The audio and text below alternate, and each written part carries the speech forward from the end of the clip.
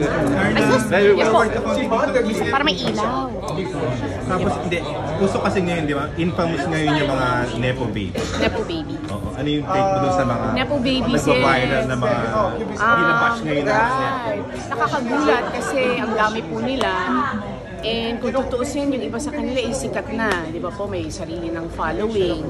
At some points, I've even seen them. I've probably worked with them sa mga events, whether showbiz or non-showbiz. Kahit pa paano na-meet ko na po yung ilan sa kanila. We follow them.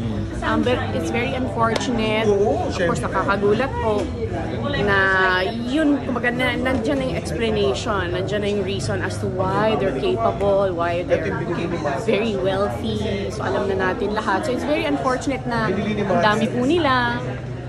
It's very unfortunate na nakilala ko po yung ilan sa kanila. May mga nakilala kayo, no? Kasi some of them are, a lot of them are influencers, vloggers, mga ganyan po. So kahit pa paano nag-mix po yung industry. So nakakalungkot po na yun pala ang source ng kanilang wealth, nalalaman po natin. So I'm sure they're going through so much at the moment, pero we'll see, di ba, kung ano man ang mangyari, we'll see kung anong mangyayari sa kanila.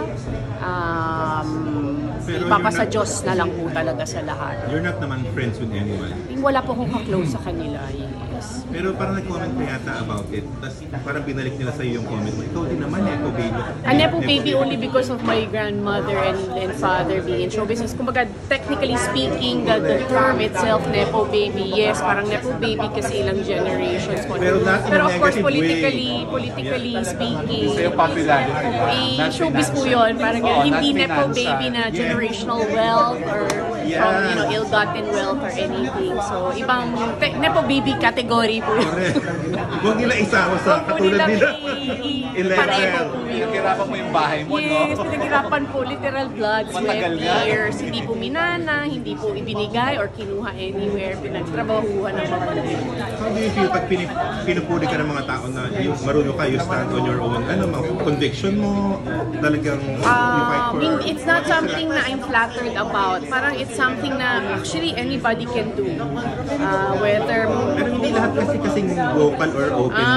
Ako, I encourage fighting for what is right. Lagi ko po sinasabi yun. Lalo na kapag may pangalan ka po, may boses ka po, use the opportunity to advocate what you believe in, to fight for your rights. Kasi hindi na po tama na tatahimik lang po tayo, palalampasin lang po natin. It's about time that we really use our influence, use our platforms for the good, for greater good. Yung mga celebrities kasi, di ba?